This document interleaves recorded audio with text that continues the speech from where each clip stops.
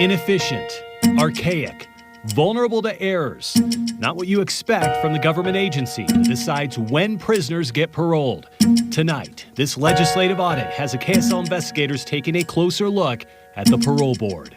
Now, this 5-person board makes decisions that affect public safety. Debbie Dujanovic says you may be surprised at the list of internal problems and the size of their paychecks.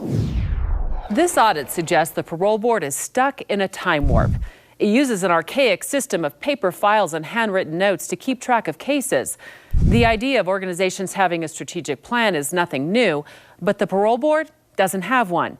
And it's inefficient because it has no electronic data system, and without one, it can't tell how its decisions impact us and the criminal justice system.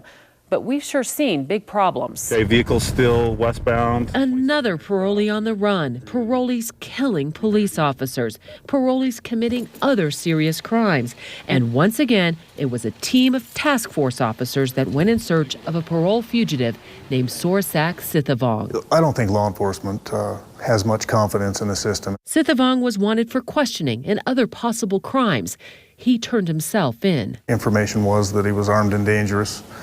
We were able to take him safely into custody. Vernal's Assistant Police Chief Keith Campbell is not pleased that within days of Sithavong's new arrest, his parole ended, despite his failures. What they're doing right now is not working. KSL investigators found since 2011, this has happened 61 times because the clock has run out on a parolee's prison sentence. So flunk parole gets set free? One source told me the parole board has other options, but this is a way to push parolees out of the system. The parole board tells me it followed the law. By statute, there was no way the board could extend his sentence. Law enforcement's lack of confidence is hardly the only struggle for the parole board. This place is surrounded by paper. Citing inmate privacy, the board denied me access to the file room itself. Instead, sent 2 photos, one of the inefficient floor-to-ceiling, wall-to-wall paper system, and the other that shows the outdated way it moves inmate files from desk to desk using a cart. The audit said that the parole board also relies on handwritten notes that in most cases couldn't be deciphered by auditors. Do you have computers, or is it all pen and paper? We do have computers. We don't have our own computer data system. Greg Johnson is the administrative coordinator. He's one of about 40 people who work here. But ultimately, 5 people decide who gets paroled. Do you feel like the Board of Pardons is doing all it can to keep the public safe?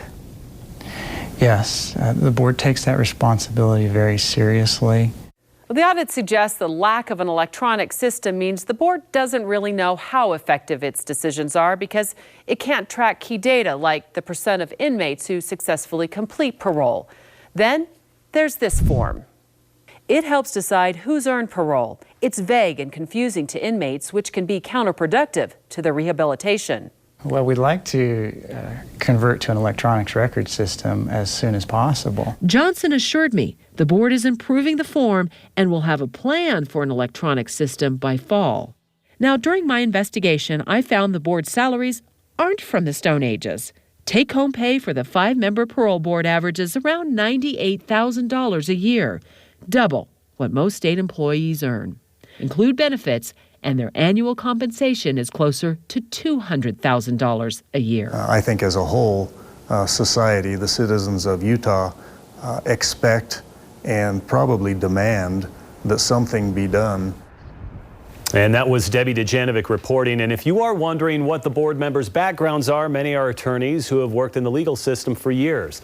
But don't expect them to take pay cuts over this audit here. By law, the governor sets the salaries using a formula. And his staff tells the KSL investigators they have beefed up funding to finally automate the operation.